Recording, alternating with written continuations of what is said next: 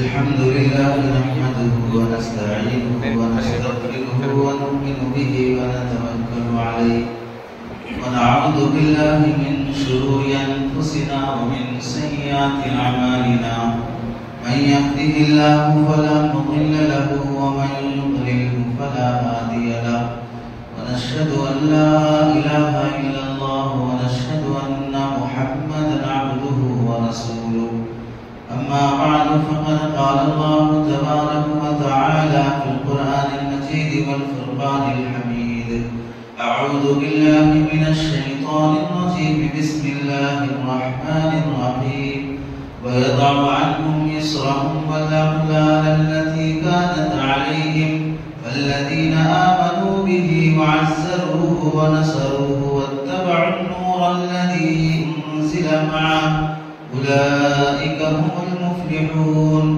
وقال النبي صلى الله عليه وسلم أعلنوا النكاح واجعلوه في المساجد أو كما قال النبي صلى الله عليه وسلم. اللهم صل على سيدنا محمد وعلى آل سيدنا محمد وبارك وسلم. اللهم صل على سيدنا محمد وعلى آل سيدنا محمد وبارك وسلم. اللهم صل على سيدنا محمد وعلى آل سيدنا محمد وبارك وسلم. میرے محترم عزیزوں، بزرگوں اور دوستوں، قرآن مجید کی آیت اور حدیث پاک کی روشنی میں جو بات مجھے آپ حضرات کے سامنے عرض کرنی ہے وہ سماج میں پائے جانے والا اور اسلامی تعلیمات کے لحاظ سے بھی بہت آداب پر مشتمل ایک اہم عمل نکاح جسے کہا جاتا ہے، اور اس میں ایک رسم پائی جاتی ہے جو بہت تباہ کن رسم ہے، جس سے بہت سے خاندان اجڑ جاتے ہیں. نکاح کے رسومات، جس میں سے جوڑا جہیز کی رسم، اس متعلق مجھے کچھ باتیں عرض کرنی ہیں. قرآن مجید کی آیت میں اللہ رب العزت ارشاد فرماتے ہیں الذین یتبعون الرسول النبی الأمی الذی، وہ لوگ جو اس رسول کی اتباع کرتے ہیں، پیروی کرتے ہیں، الذی یجدونہ مکتوبا عندہ فی التوراۃ والانجیل، جن نبی کا تذکرہ تورات اور انجیل میں اللہ نے پہلے سے لکھا ہوا ہے. اور اس نبی کی خصوصیت یہ ہے کہ یأمرہم بالمعروف وینہاہم عن المنکر، وہ نبی بھلی باتوں کا حکم کرتے ہیں، بری باتوں سے روکتے ہیں. وَيُحِلُّ لَهُمُ الطَّيِّبَاتِ، اور وہ نبی ان کو حلال اور پاکیزہ چیزوں کی نشاندہی کرتے ہیں کہ یہ حلال ہے، یہ حرام ہے، یہ جائز ہے، یہ ناجائز ہے. وَيُحَرِّمُ عَلَيْهِمُ الْخَبَائِثَ، جسے اللہ نے گندا اور ناپاک قرار دیا ہے اسے وہ نبی حرام بتاتے ہیں. یہاں سے سمجھ لیں نبی کا کام اللہ جو قرآن میں ذکر کر رہے ہیں وَيُحِلُّ لَهُمُ الطَّيِّبَاتِ، اچھی چیزیں کو حلال بتانا، اچھی چیزیں ہیں تو حلال بنانا، حرام گندی چیزیں ہیں، ناپاک چیزیں ہیں تو اسے حرام قرار دینا، یہ منصب نبی کا ہے. کیا حلال ہے کیا حرام ہے بنانے اور بتانے دونوں کا منصب نبی کو ہے. نبی کے وارثین جو علماء ہیں ان کو یہ منصب ہے. اللہ اور اس کے رسول نے جو پہلے سے حرام کر کے رکھا ہے کیا کیا ہے وہ بتا دیجیے. علماء اپنی طرف سے کسی چیز کو حرام کر کے نہیں بتاتے، کسی چیز کو حلال کر کے نہیں بتاتے. اپنی طرف سے کسی چیز کو حلال اور حرام بنانے کا حق دنیا کے کسی عالم کو نہیں ہے. یہ حلال حرام ہونے کا فتویٰ جو دیتے ہیں پہلے سے وہ چیز حلال ہوتی ہے، وہ اسے بتاتے ہیں کہ یہ حلال ہے. پہلے سے کوئی چیز حرام ہوتی ہے، علماء بتاتے ہیں کہ یہ حرام ہے. علماء حلال بناتے نہیں ہیں، حرام بناتے نہیں ہیں. بنانے کا منصب ہمارا نہیں ہے، بتانے کا منصب ہمارا ہے. اس کی مثال پہلے سے سڑک بنی ہوئی ہے، آپ کو نہیں معلوم کہ یہ مسجد بنو ہاشم مسجد جانے کا راستہ کدھر ہے، تو کسی نے بتا دیا بھئی یہ راستے سے جاؤ، تو اس نے راستہ بتایا ہے، راستہ بنایا نہیں ہے، راستہ تو گورنمنٹ پہلے سے بنا کے رکھی ہے۔ تو بتانے والا رہبر ہوتا ہے، اور بتا دینے کے بعد اگر انسانیت ہے، اخلاق ہے، تو پھر بتانے والے کا شکریہ ادا کر کے آدمی وہ راستہ اختیار کر لیتا ہے۔ انسانیت نہیں ہے، اخلاق نہیں ہے، کم ذات کا ہے، تو پھر بتانے والے سے الجھ جاتا ہے کہ آپ یہ کیوں بیان کیے، آپ یہ کیوں بتائے، یہ نہیں بتانا چاہیے تھا، یہ نہیں بیان کرنا چاہیے تھا۔ تو اسی طرح ہمیں اللہ رب العزت نے علماء کو جو منصب دیا ہے، حلال حرام بتانے کا منصب ہے، بنانے کا منصب نہیں ہے۔ آگے فرماتے ہیں وَيَدَعُ عَنْهُمْ إِسْرَهُمْ، جو بوجھ امت پر پڑا ہوا ہے، کون سا بوجھ؟ وَالْأَغْلَالَ الَّتِي، جو بیڑیاں ان کے پیروں میں پڑے ہوئے ہیں، كَانَتْ عَلَيْهِمْ، جو شریعت میں اللہ نے رکھے نہیں ہیں، اپنی طرف سے وہ بوجھ انہوں نے ڈال دیا ہے، وہ بوجھ ہٹانے کا کام بھی نبی کرتے ہیں۔ جو دین میں نہیں تھا، شریعت میں نہیں تھا، سماج میں نہیں تھا، لوگوں نے گھڑ کر اس کو سماج کا ایک حصہ بنا لیا، ضروری سمجھ لیا۔ ان فالتو چیزوں کو جس کے دباؤ میں پڑ کر زندگیاں برباد ہو رہی ہیں، ہٹاؤ ان سب چیزوں کو، یہ سب نہیں ہے شریعت کے اندر۔ یہ ہٹانے کا کام بھی نبی کا ہوتا ہے، نبی کے وارثین کا ہوتا ہے۔ اسی آیت کے تحت میں سمجھیں کہ جو لوگ شادی بیاہ کے رسومات جو شریعت میں پہلے سے رکھے ہوئے نہیں ہیں، لوگوں نے رواج کی وجہ سے، ہندوانہ کلچر سے مکس ہونے کی وجہ سے، یورپین کلچر کے دلدادہ ہونے کی وجہ سے، وہ جو رسومات لوگوں نے اپنی شادی بیاہ میں لازم کر لیے ہیں، وَيَدَعُ عَنْهُمْ، اسے بھی ہٹاؤ۔ یہ کام نبی کا، نبی کے وارثوں کا ہے۔ جب یہ ہٹا دیتے ہیں تو اب پبلک کا کام کیا ہے، امت کا کام کیا ہے؟ اللہ فرماتے ہیں فَالَّذِينَ آمَنُوا بِهِ، اب جو لوگ ایمان والے ہیں، وَعَزَّرُوهُ، جو عزت کرتے ہیں نبی کی، وَنَصَرُوهُ، اور مدد کرتے ہیں ان کی اور ان کے دین کی، وَاتَّبَعُوا النُّورَ الَّذِي أُنزِلَ مَعَهُ، اور جو نور اللہ نے دے کر بھیجا ہے قرآن کی شکل میں، حدیث کی شکل میں، اس کو فالو کرتے ہیں، تو اللہ تعالیٰ فرماتے ہیں اولئک هم المفلحون، یہ لوگ کامیاب ہیں۔ اب شادی بیاہ کا بوجھ جو ہم نے اپنے سروں پر لے رکھا ہے، اب ہم خود دیکھ لیں کہ اس بوجھ کی وجہ سے ہم پر اور ہمارے خاندان پر، ہمارے سماج میں کتنی پریشانیوں کا سامنا کرنا پڑتا ہے۔ شادی بیاہ کرنے کا مقصد کیا ہے؟ انسان شادی کیوں کرتا ہے؟ علماء نے اس کے مقاصد اور حکمتیں 8 مقصد لکھے ہیں شادی کرنے کے۔ پہلی چیز انسان گناہ سے بچنا۔ شادی کی عمر ہو جاتی ہے، لڑکا لڑکی بالغ ہو جاتے ہیں، تو پھر بالغ ہونے کے بعد انسان کے اندر سے فطری طور پر صحبت کی خواہش پیدا ہونا شروع ہوتی ہے، اور یہ کوئی گندی بات نہیں ہے۔ انسان کو خواہش پیدا ہونا، بالغ ہونے کے بعد جیسے ٹائم ہونے کے بعد بھوک لگتی ہے، اور بھوک لگنا کوئی بری بات نہیں ہے، پیاس لگنا بری بات نہیں ہے۔ پیٹ کی جیسے بھوک ہوتی ہے، شرمگاہ کی بھی ویسے ہی بھوک ہوتی ہے، اور ٹائم ہونے پر جیسے پیٹ کی بھوک کو پوری کرنا چاہیے ورنہ پیٹ کی بیماریاں آ جائیں گی، ویسے ہی ٹائم ہونے پر شرمگاہ کی بھوک کو بھی پوری کرنا چاہیے ورنہ پھر زنا اور بدکاریاں پیدا ہو جائیں گی۔ تو پہلا مقصد ہوتا ہے کہ گناہ سے بچے۔ نکاح ہو جاتا ہے، انسان کی نگاہیں محفوظ ہوتی ہیں، شرمگاہ ناجائز اور غلط جگہ استعمال نہیں ہوتی ہے، یہ پہلا مقصد ہے۔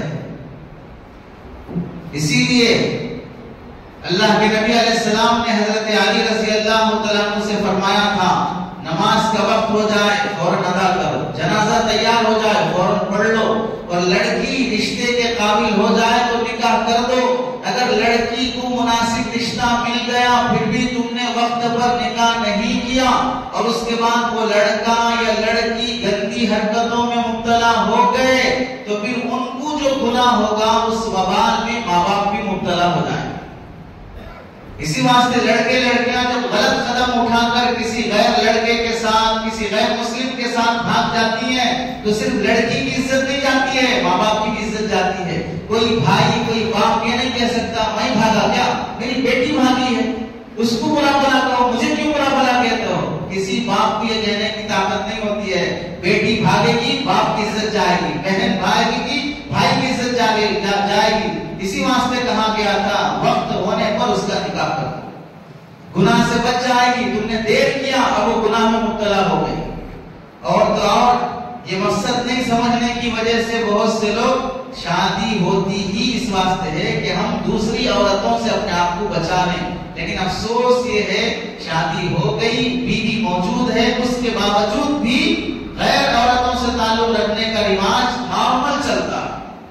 دوسری شادی کریں گے تو بہت بڑا جرم ہے، بہت بڑا عیب ہے، قانون پاس ہونے والا ہے دوسری شادی والوں کے لیے۔ لیکن اگر وہ شادی ہوتے ہوئے کسی اور کو رکھیل بنا لے اس کے لیے کوئی قانون نہیں رہے گا۔ شادی کے بغیر آپ کون سا ریلیشن قائم کر سکتے ہیں؟ حتیٰ کہ اب یہ قانون یہ آ گیا، یہ آنے والا ہے کہ پاسپورٹ اور آپ کے آدھار کارڈ پر پہلے نام کے بعد وائف آف فلاں، ڈاٹر آف فلاں یہ ہوتا تھا، اب وہ ہٹا کر لکھا جائے گا کیئر آف فلاں۔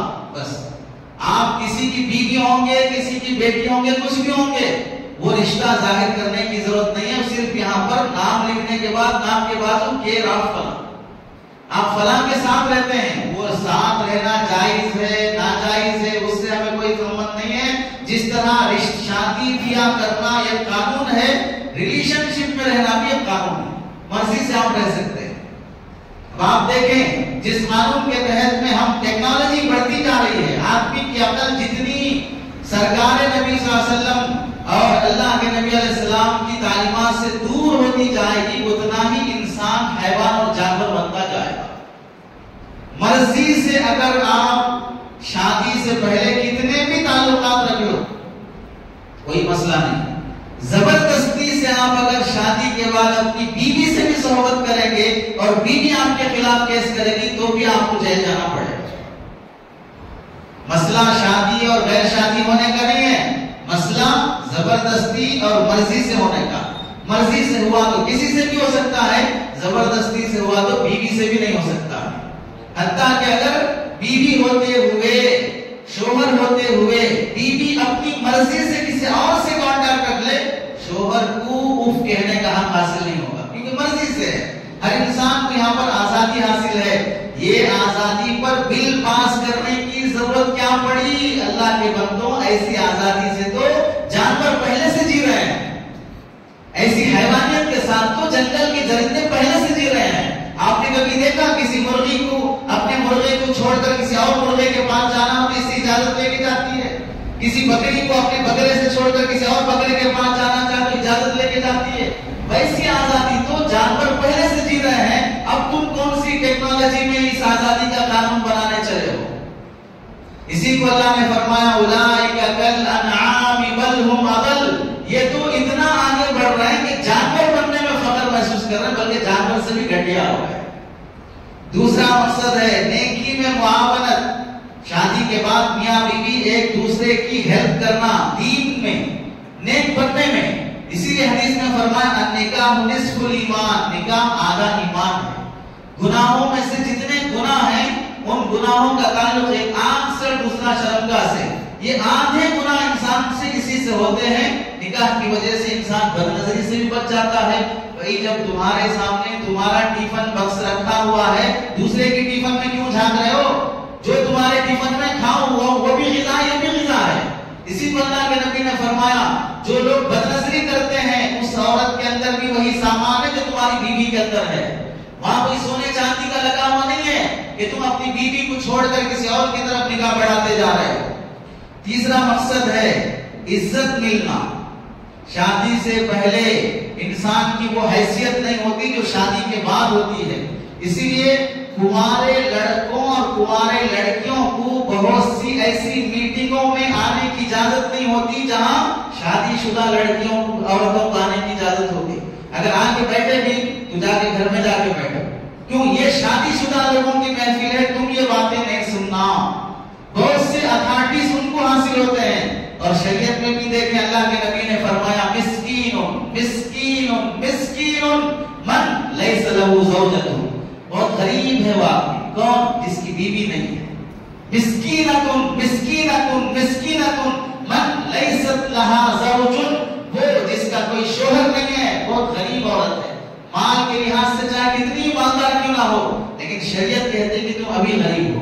تیسرا چوتھا مقصد ہے، دیکھیے شادی سے عزت ملنا ہے، لیکن اگر شادی سے عزت نہیں مل رہی ہے، ایک مہینہ نہیں ہوا شادی ہو کر مہیلا منڈل جا رہی ہے، ایک مہینہ نہیں ہوا شادی ہو کر عدالت کورٹ کچہری جا رہی ہے، ایک مہینہ نہیں ہوا شوہر کے خلاف FIR لکھ رہی ہے، 2 مہینے نہیں ہوئے 6 مہینے نہیں ہوئے ڈوری کیس میں مبتلا کیا جا رہا ہے، تو پھر بتاؤ شادی سے کیا عزت ملی؟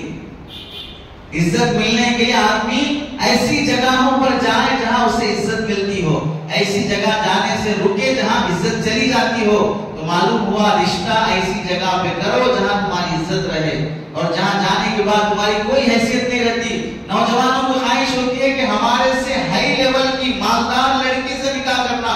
اللہ کے بندے، مالدار لڑکے، مالدار لڑکی کا جو باپ ہے، اس باپ کے دماغ پر مال کا اتنا بھوت سوار ہے کہ وہ اپنی بہن کی عزت نہیں کر رہا، وہ اپنی بھائی کی عزت نہیں کر رہا، پراپرٹی میں سے ان کو حصہ دینا نہیں چاہ رہا ہے. ویسے بھکاری مالدار کا داماد بن کے تو کیا عزت پالے گا؟ اپنے لیول میں جاؤ، لیول سے زیادہ اوپر جاؤ گے تو ایسے داماد جو گھر جمائی بن کے رہتے ہیں کوئی عزت نہیں ہوتی ہے. اپنی حیثیت سے اونچی لڑکیوں سے رشتہ کرنے کے بعد کوئی عزت نہیں ہوتی ہے. معلوم ہوا نکاح کی حکمتوں میں سے ایک عزت بھی ملنا ہے. ایسی ہی جگہ رشتہ کرو جہاں تمہاری عزت باقی رہے.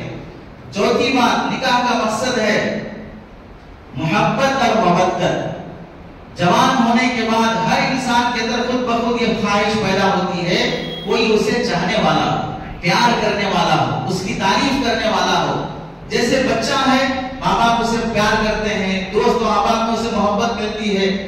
جوان ہونے کے بعد لڑکا لڑکی دونوں کی خواہش ہوتی ہے کہ ہمیں کوئی ایسا پیار کرنے والا ملے جسے ہمیں اپنا دکھ سکھ شیئر کر سکے، راز کی باتیں کر سکے، ہم کچھ مزے کر سکیں. یہ انسان کی خواہش ہوتی ہے. تو شادی کا ایک مقصد ہے پیار محبت ملنا، اور اگر پیار محبت نہ ملے تو پھر وہ شادی شادی نہیں ہے، بربادی ہے. جہاں سکون نہ ملے وہ شادی شادی نہیں ہے. آپ دیکھیں آدمی گھر سے باہر کام کرتا ہے، گراج سے بھی کبھی جھگڑا ہوتا، مارکیٹ پہ رہتا ہے، قرضوں کے ٹینشن رہتے، باہر جاتا ہے کبھی گاڑی ایکسیڈنٹ ہو گئی، کوئی پیسہ دے کے واپس نہیں کیا، 100 ٹینشن باہر رہتے ہیں. شادی ہو گئی، جب گھر میں آئے گا بیوی تمہیں خدمت کر کے سارے ٹینشن دور کر دے گی. کامیاب بیوی وہ ہے جو ٹینشن سے بھرے ہوئے شوہر کے سارے ٹینشن ہلکا کر دے. کامیاب شوہر وہ ہے جو بیوی کو اپنا خاندان چھوڑ کے آنے کی وجہ سے جو اس کے دل پر جو بوجھ ہے، میں بھائی سے دور ہو گئی، بہن سے دور ہو گئی، ماں باپ سے دور ہو گئی، وہ سارے ٹینشن وہ شوہر اس کا دور کر دے. کچھ بھی ضرورت تھی میں ماں سے بولتی تھی، باپ سے بولتی تھی، اب میں کس سے بولوں؟ میری ضرورتیں شوہر سے بولوں گی. ایسا نہیں ہوگا. سماج میں بعض نالائق شوہر ایسے ہوتے ہیں، کنگھی ہونا ہے تو اماں سے پوچھو، تیل ہونا ہے تو اماں سے پوچھو، پاؤڈر ہونا ہے تو اماں سے پوچھو، جیب خرچ کے پیسے ہونا ہے تو اماں سے پوچھو، صابن ہونا شیمپو ہونا ہے تو اماں سے پوچھو. شادی اماں سے ہوئی یا تیرے سے ہوئی؟ بیوی کی ضرورتیں پوری کر کے دینا کس کا کام ہے؟ لوگ سمجھتے ہیں جوائنٹ فیملی کا مطلب یہ ہے کہ گھس جانا اندر، ہر چیز اماں سے پوچھو، ابا سے پوچھو، شوہر سے کوئی تعلق نہیں ہوتا. حتیٰ کہ لڑکی والے اگر اپنی بیٹی کو اپنے گھر بلانا چاہیں، پہلے سمدی کو فون کرنا، اس کے بعد پھر سمدن کو فون کرنا، پھر اس کے بعد داماد کو فون کرنا، 3 لوگ. پھر اگر کہیں گھر میں نڑن بیٹھی ہوئی ہے رکاس، اسے فون کرنا، تب جا کر بیٹی کو گھر بھیجا جائے گا. غلامی ہے. جیسے اللہ کے نبی علیہ السلام نے، فقہا نے لکھا، سنو، ہر ہفتہ اپنے ماں باپ کو اپنی بیٹی سے ملنے کے لیے تمہارے گھر آنے کی اجازت ہے. بیٹی کو ہر مہینہ ہر سال اپنے ماں باپ سے ملنے جانے کی بیٹی کو اجازت ہے، حق ہے اس کا. اور اگر کوئی کہے گا تمہارے ماں باپ سے نہیں ملنا، بھائیوں سے نہیں ملنا، فون نہیں کرنا، تو ایسے شوہر کو رشتے ناطے توڑنے کا گناہ ہوگا. اور رشتے ناطے توڑنے والے کا گناہ یہ ہے کہ اللہ تعالیٰ شب قدر میں بھی ویسے بندے کی دعا قبول نہیں کرتے.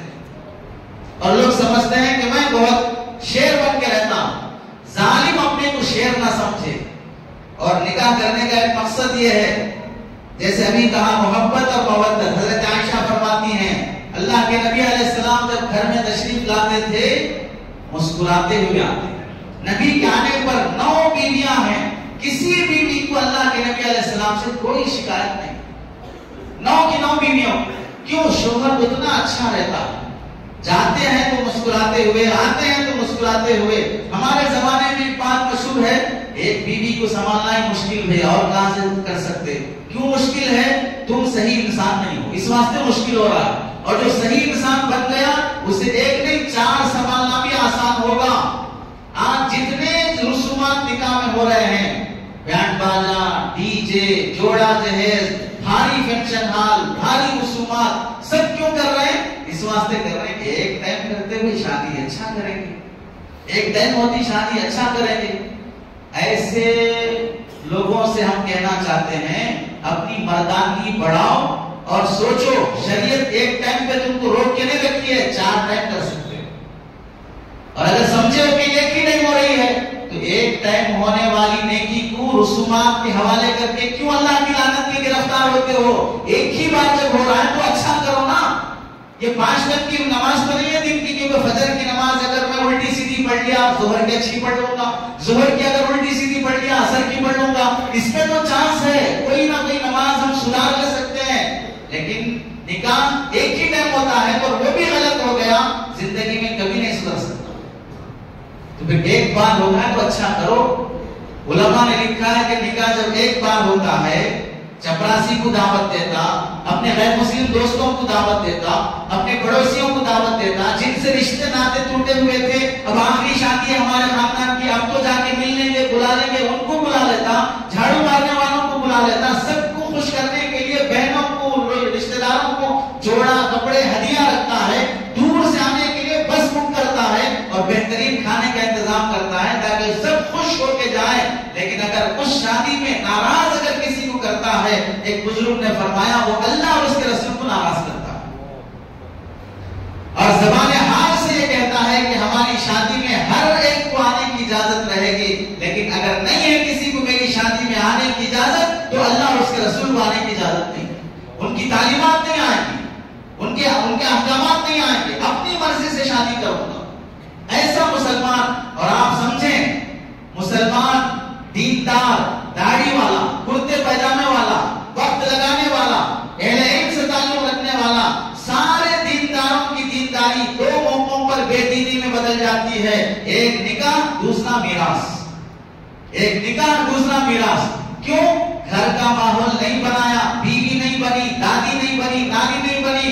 اتنی خماستیں گھر کی عورتوں میں بسی رہتی ہیں. حضرت علی میاں ندوی رحمۃ اللہ علیہ فرماتے ہیں جیسے ظالم بادشاہ کے سامنے حق بات کہنا وقت کا جہاد ہے، افضل الجہاد کلمۃ حق عند سلطان جائر، ویسے ہی ظالم سماج کے سامنے سنت والا نکاح کرنا بھی وقت کا جہاد ہے. دادی کی خواہش، نانی کی خواہش، اماں کی خواہش، خالہ کی خواہش، پھوپھی کی خواہش کیا ہے؟ جوڑا جہیز لینا، صحرا پہننا، ویڈیو ہونا، ڈی جے ہونا، رسومات ہونا، شکرانے کی رسم، جلوے کی رسم اور پرومس کی رسم، سانچت کی رسم، منہ دکھائی کی رسم، گود بھرائی کی رسم. اتنے رسومات ہونا، منہ میں دانت نہیں، پیٹ میں آنکھ نہیں، خبر میں پیر لٹکے ہوئے ہیں، جبرائیل اور اسرائیل کا باتیں لے جانے نہیں معلوم، وہ بھی رسومات دیکھ کے مرنا چاہتی ہے. جن دنوں میں توبہ کر کے مرنا چاہتی ہے، ان دنوں میں حرام کام کر کے مرنے کا شوق ہمارے سماج کے بوڑھوں اور بوڑھیوں کو چڑھتے جا رہا ہے. اسی واسطے ایک بزرگ نے کہا آج کل کی بڑھیا فتنے کی بڑھیا، آج کل کی بڑھیا فتنے کی بڑھیا نہیں، ہمارے باپ دادا سے بولتے ہوئے آیا ہے، فلاں سے کرتے ہوئے آئے ہیں. اس واسطے رسومات ہمارے سماج میں نکاح کے اتنے بڑھتے جاتے ہیں، نکاح بوجھ اور بھاری ہو جاتا ہے، مشکل ہو جاتا ہے. نکاح کا ایک مقصد ہے شریک حیات، لائف پارٹنر کو حاصل کرنا. انسان تنہا جینے کا عادی نہیں ہے. اکیلا جینے کا عادی ہوتا تو پھر جنگل میں جا کے بھی جی سکتا تھا. حتیٰ کہ حضرت آدم علیہ السلام کو اللہ نے پیدا کیا اپنی قدرت سے بغیر ماں باپ کے جنت میں، لیکن پھر بھی جنت میں مزہ نہیں آیا بغیر عورت کے. اور نبی ہے، نبی کو مزہ نہیں آیا، جنت میں مزہ نہیں آیا لائف پارٹنر کے بغیر. پریشان ہے حضرت آدم علیہ السلام، عورت نہیں ہے. اس واسطے اللہ نے جنت میں ہی حضرت حوا رضی اللہ تعالیٰ عنہ کو پیدا کر دیا. ہو سکتا تھا پیدا ہونے کے بعد ان کی شادی دنیا میں آنے کے بعد کرتے. جنت میں بچے پیدا نہیں ہوں گے، کتنی بھی کوشش کر لو بچے ہونے والے نہیں ہیں. جنت میں حضرت آدم علیہ السلام کا اللہ نے نکاح کیا اور یہ طے ہے کہ جنت میں اولاد ہونا نہیں ہے. بچے جب ہونا نہیں ہے تو شادی کے کیوں کر رہے ہو؟ زمین میں بھیجانا طے ہے تو زمین میں بھیجنے کے بعد شادی کر لو. لیکن اللہ نے جنت میں ہی حضرت آدم علیہ السلام کی شادی کر دیا. اولاد ہو یا نہ ہو لیکن لائف پارٹنر انسان کو ہونا چاہیے. جب یہ معلوم ہو گیا لائف پارٹنر جوانی میں بھی ہونا، بڑھاپے میں بھی ہونا، تو جوانی میں بھی نکاح کی ضرورت پڑتی ہے، بڑھاپے میں بھی نکاح کی ضرورت پڑتی ہے. جوانی میں نکاح کی ضرورت پڑتی ہے جنسی خواہشات پوری کرنے کے لیے، بڑھاپے میں ضرورت پڑتی ہے خدمت کے لیے. 50 سال کی عمر ہو گئی، 60 سال کی عمر ہو گئی، بیوی کا انتقال ہو گیا. اب اس بوڑھے آدمی کو کبھی واش روم جانا ہے، لنگی بدلنا ہے، کچا بدلنا ہے، کبھی کمر میں درد ہے، کبھی پیروں میں درد ہے، کبھی پیٹھ میں تکلیف ہے. بہو آگے دبائے گی، بہو سے خدمت ہو سکتی ہے. پھر خدمت ہونے کے بعد کیا نیتیں اور ارادے صاف رہ سکتے ہیں. بیٹا خدمت کرنے والا ہے، آج کا آفس سے ٹائم نہیں مل رہا ہے، بچوں کو ٹائم دینے کے لیے ہمارے پاس وقت نہیں ہے. بوڑھے باپ کی خدمت کہاں سے کرے گا؟ اس واسطے بڑھاپے میں بھی خدمت کی خاطر نکاح کی ضرورت پڑتی ہے. اور ہمارا سماج یہ ہے جوانی کے نکاح کرنے میں بھی دیری کرتا ہے، اور اگر عمر ہونے کے بعد نکاح کرے گا تو لوگ سمجھتے ہیں کہ نکاح کرنے کے بجائے زنا کر لیتا تو اچھا. نکاح کیوں کرے گا عمر میں؟ یہ عمر تمہاری نکاح کرنے کی ہے. ایسا خیال لوگوں کے دماغ میں بیٹھا ہوا ہے. جب 40 سال میں ایک عورت بیوہ ہو گئی، اب اس کی عمر 70 سال ہے مثلا، تو 30 سال تک وہ عورت بغیر شوہر کے دل اور خیال نظر کے پاکی کے ساتھ گزارے گی. ہر سال فلاں سوسائٹی والے، فلاں تنظیم والے اسے راشن کٹ دینے کے لیے آئیں گے، زکات خیرات کا پیسہ دیں گے، پیٹ کی بھوک مٹانا چاہیں گے، لیکن شرمگاہ کی بھوک کا کوئی خیال نہیں رکھے گا. بیوہ عورتیں تنظیموں سے راشن لیتی رہیں گی، ادھر دھندا بھی چلتا ہے. ہمارے یہاں تنظیمیں قائم ہیں اس واسطے کہ غریبی مٹائی جائے. اور سنو، دنیا کے سب سائنسدانوں کا اتفاق ہے غریبی صدقہ خیرات سے کبھی نہیں مٹتی ہے، غریبی انصاف سے مٹتی ہے. اور انصاف ہمارے پاس عدالتوں میں نہیں ہے. عدالت میں انصاف کی دیوی کالی پٹی بندی ہوئی رہتی ہے. ججوں کا قلم بکتا ہے، وکیلوں کی زبان بکتی ہے، گواہوں کا ضمیر بکتا ہے. اور وہ لوگ دھندا بنا کر رکھے ہیں جو پیسے کے بدلے عدالت کی سیڑھیوں پر گواہ بننے کے لیے بیٹھے رہتے ہیں. تو پھر کہاں سے وہ غریبی مٹائی جائے گی؟ کیا کسی نے آج تک کوئی ایسا وعدہ کیا کہ ہم یہ تنظیم اس واسطے قائم کر رہے ہیں پورے شہر سے غریبی مٹا دیں؟ غریبی تو انبیاء کے زمانے میں نہیں مٹی ہے. 1400 سال کے بعد اس زمانے میں جہاں کا وزیر اعظم گھٹیا قسم کا ہو، اس کے زمانے میں آپ غریبی ختم کرنے کے چکر میں ہیں. جو کالا دھن لانے کے چکر میں جو محنت کا پیسہ تھا اسے بھی کالا بنا دیا. تو سمجھیں، لائف پارٹنر بنانا مقصود ہے شریک حیات، ہمارے غم اور خوشی میں شریک رہے. چھٹا مقصد ہے اولاد حاصل کرنا.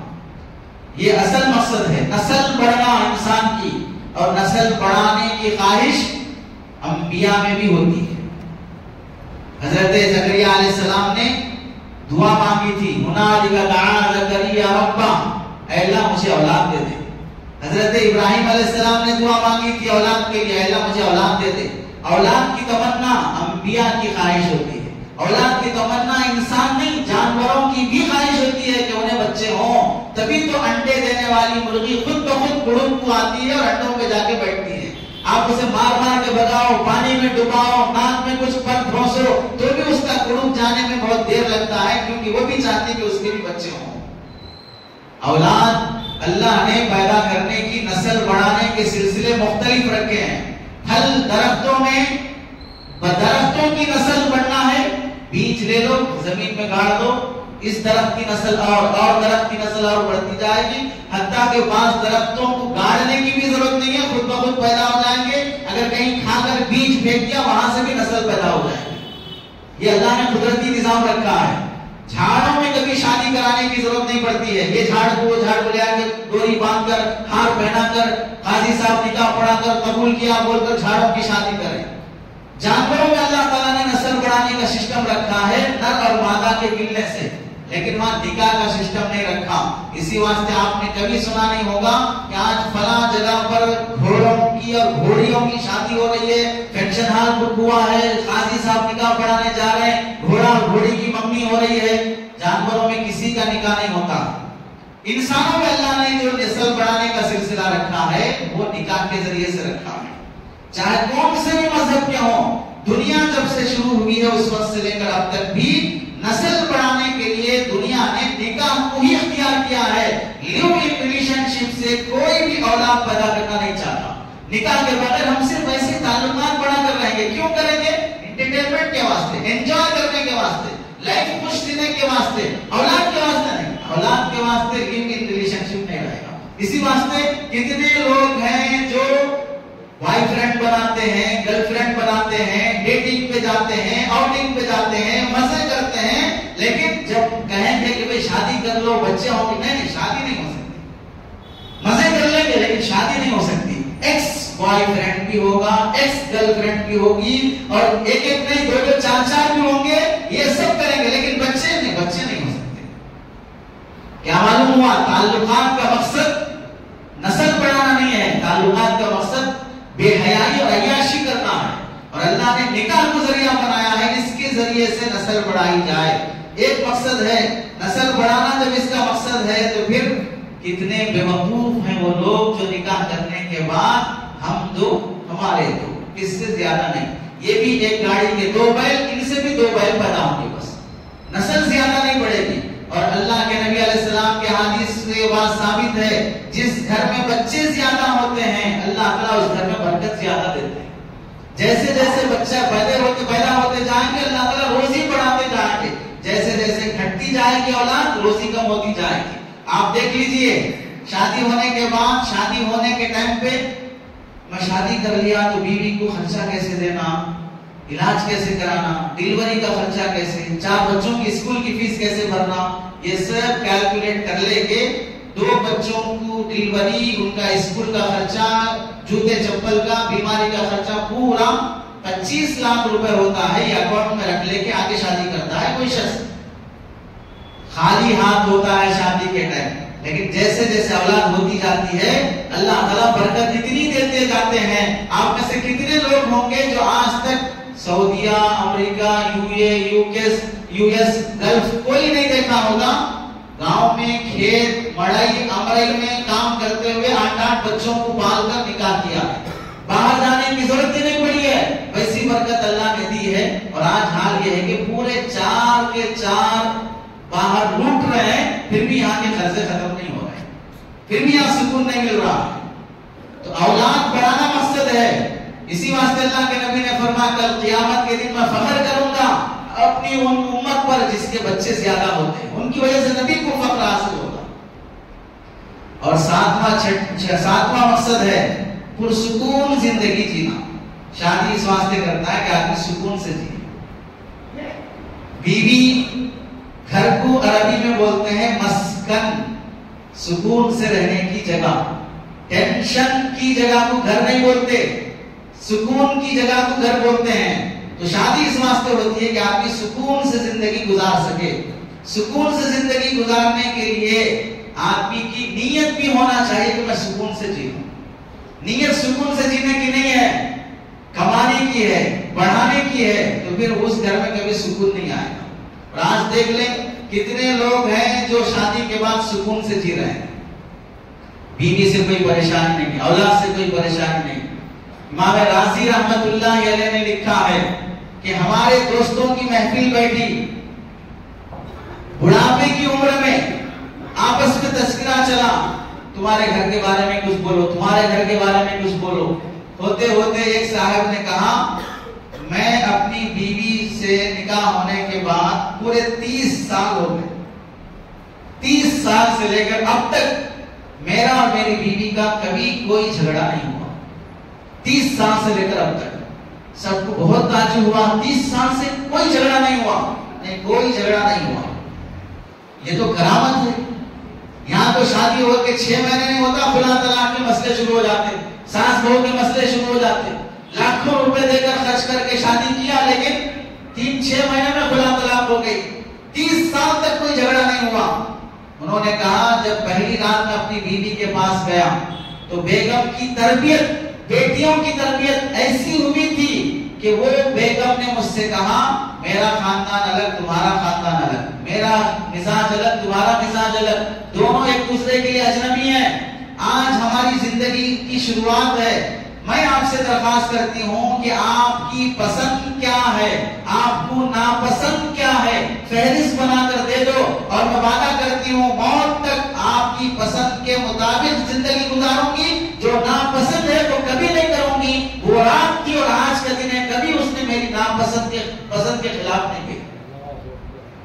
ایسی تربیت بچیوں کی ہوتی ہے، اور آج تو ماں بھی بھائی بھی کہتا ہے آجا دیکھ لیں گے کیا ہوتا ہے، میں پال لیتا ہوں، ہے ہماری پراپرٹی، ہم دیکھ لیں گے، دیکھیں گے اسے، ہم بھی کیا حیثیت کے ہیں، کیا دیکھے گا، حولے کہیں گے، آج جوانی ہے بول کے بول رہا آجا دیکھ لیں گے، جب تیری شادی ہوتی بچے ہوتے، آج بہنوں کو پراپرٹی میں حصہ دینے تیار نہیں ہے، باپ کی کمائی دینے تیار نہیں ہے، بڑے مردانگی سے بول رہا آجا دیکھ لیں گے، پہلے اپنے آپ کو دیکھ لیں کس حیثیت کا ہے۔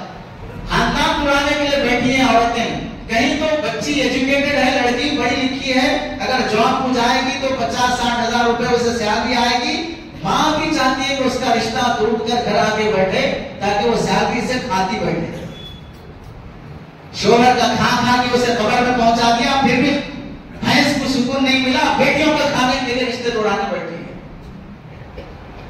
اللہ کے نبی علیہ السلام کی بھی بیٹیاں تھیں، حضرت علی حضرت فاطمہ رضی اللہ عنہ میں اختلاف ہو گیا، لیکن حضرت نبی کریم صلی اللہ علیہ وسلم نبی ہوتے ہوئے بھی سسرے ہونے کا حق ادا کر کے داماد کے پاس خود گئے اور جا کر انہیں سمجھایا کہ میاں بیوی میں ایسا ہوتا ہے، لیکن گھر چھوڑ کے نہ جاؤ، گھر میں آؤ۔ یہ اللہ کے نبی علیہ السلام نے سمجھا کر رشتے کو جوڑا۔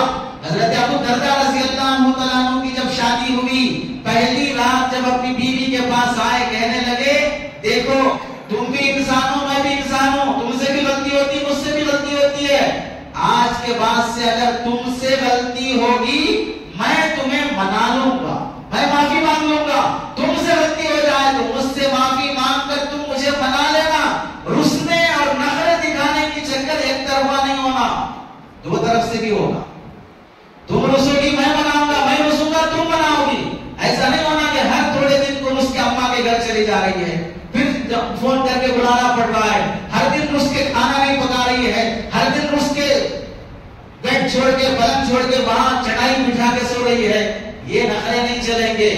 تو شادی کرنے کا مقصد ہوتا ہے سکون سے جینا۔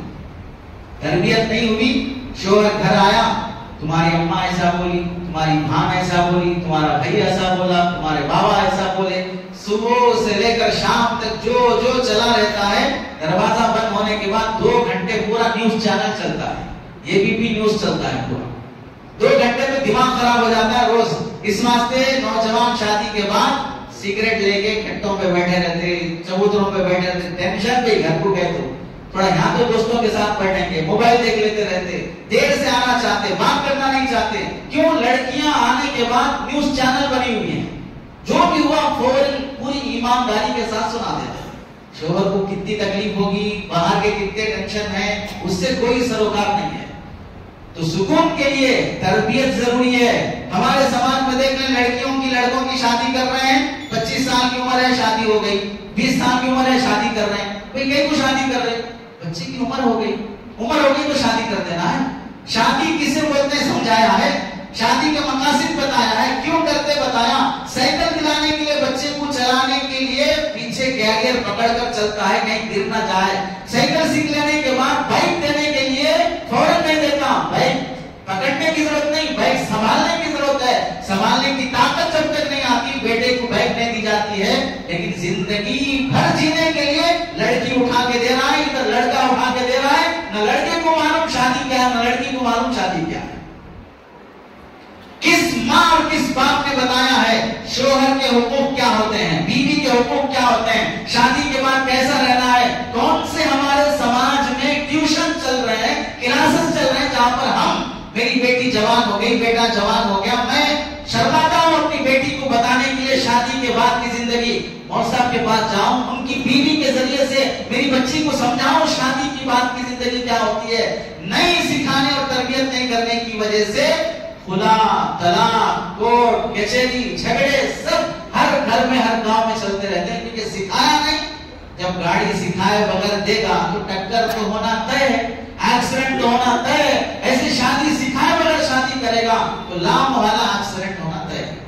اور آخری مقصد ہے شادی کرنے کا سنت نبوی اور علوم نبویہ کی ترویج، کہ ہم شادی کے بعد عورتوں کے اندر دین عام کریں اور عورتوں کے ذریعے سے نسل کی تربیت کریں. اس واسطے شادی کی جاتی ہے. اب دیکھ لیں، اولاد کو تعلیم سے سنوارنا، اولاد کو حیا کی تعلیم دینا، گھر بھی ایک طرح کا ٹیوشن سینٹر اور اسکول اور مدرسہ بنا لینا، یہ چیز ہوتی ہے شادی کا مقصد. لیکن جب لڑکی پڑھی لکھی نہیں ہے، کیا پڑھی لکھی ہے؟ قرآن نہیں پڑھی ہے. لڑکی اتنا اسکول اور کالج پڑھی ہے کہ قرآن گھر میں فاقہ ہے، سورہ واقعہ نہیں پڑھ سکتی، فجر کے بعد سورہ یاسین نہیں پڑھ سکتی. ہاں واٹس ایپ اور ٹویٹر پڑھ سکتی ہے. گھر میں مصیبت ہے، برداشت نہیں کر سکتی. ہاں آٹو بک کرا کر مہینہ منڈل جا کر کیس کر سکتی ہے. گھر چلنا مشکل ہے، گزارے پر ہم مشکلات پر گزارا کر لیں گے، وہ نہیں ہو سکتا. ماں باپ کو فون کر کے فوراً مائکا جا سکتی ہے. گھر چلانا نہیں سکھایا، آفس چلانا سکھایا. گھر چلانا نہیں سکھایا، باس کو خوش کرنا سکھایا. آج کی لڑکیاں جتنا اپنی کمپنی میں باس کو خوش کرنے کی کوشش کرتی ہیں، اتنا اگر شوہر کو خوش کرنے کی کوشش کر لیں کبھی خدا طلاق کی نوبت نہیں آئے گی. جتنا آج کی لڑکیاں ایئر ہوسٹس بن کر فلائٹ میں آنے جانے والے مسافروں کو خوش کرتے ہوئے ویلکم، تھینک یو، میں آپ کی کیا مدد کر سکتی ہوں، جتنی شریف وہاں بنتی ہے اتنی شریف اگر وہ گھر میں بنتا ہے تو کبھی وہاں خدا طلاق نہیں ہوگی. اپنی بیوی، اپنے شوہر کی خدمت کرنا ہے بھائی، بچوں کو پالنا ہے بھائی، ساس سسر کو پالنا ہے بھائی، جوائنٹ فیملی ہے بھائی. لیکن کمپنی آباد کرنا عیب نہیں ہے، جاب کرنا عیب نہیں ہے، ویٹر بننا عیب نہیں ہے، اپنے کمپنی کے امپلائیز کو سنبھالنا عیب نہیں ہے. تو پھر بتائیے شادیاں کرتے ہو گھر بسانے کے لیے یا کمپنی بسانے کے لیے؟ شادیاں ہوتی ہیں گھر آباد کرنے کے لیے یا کمپنیاں آباد کرنے کے لیے؟ تو شادی کرنے کا مقصد اولاد کی تعلیم و تربیت، اس کے لیے میاں بیوی کی تعلیم و تربیت ضروری ہے. اب اس روشنی میں یہ 8 حکمتیں اور مقاصد ہیں شادی کرنے کے. ہم میں سے ہر شخص دیکھ لے کہ ہم میں سے کس کو کون سی یہ حکمتیں اور مقاصد حاصل ہیں. نہیں ہے، ہم تو اپنی ریئل لائف میں فیل ہی تھے، شادی میں بھی فیل ہو گئے، اس میں بھی سکسیس نہیں ہو سکے، سکون کی زندگی نہیں مل سکی. اس واسطے سیکھ کر شادی کرو، کلاسز لو، علماء سے پوچھ کر چلو. جیسے آدھے انچ کی گولی حلق سے نیچے اتارنے کے لیے ڈاکٹر سے پوچھ کے کھاتے ہو، ویسے ہی 3 ٹائم کے جو بھرے بھرے پلیٹ پیٹ میں اتارتے ہو، اس سے پہلے بھی علماء سے پوچھ لو یہ حلال حرام کے حرام. حرام کی نحوست کا اثر اولاد پہ ایسے ہی پڑتا ہے کہ زندگی میں ہی نافرمانیاں اتنی شروع ہو جاتی ہیں کہ آدمی موت کی دعا کرنے لگتا ہے. اللہ سے دعا ہے کہ اللہ ہم سب کو عمل کی توفیق نصیب فرمائے. آمین. وآخر دعوانا الحمدللہ رب العالمین.